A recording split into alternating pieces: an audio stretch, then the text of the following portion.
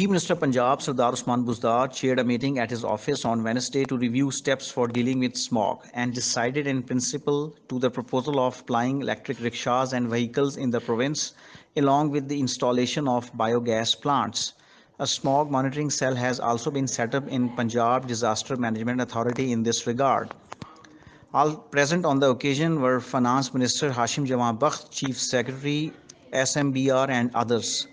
The CM was told that 43% smog is resulting due to vehicular emissions and powers have been delegated to districts for taking steps to deal with an increase in air quality index. As many 204 FIRs have been lodged in 2 days due to smog related activities, besides challan of 11,685 vehicles and 109 industries.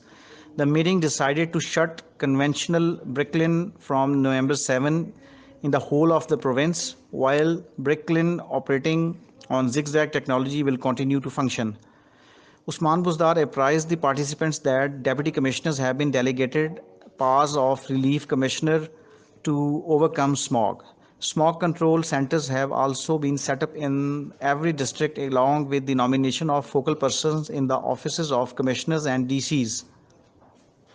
The CM directed to strictly ensure ban on burning of tires in factories. He said coordination between the government and civil society is also important in this regard. Ban on burning of crop stubble will be strictly implemented and steel rolling industries will also be transferred to environmental friendly technology.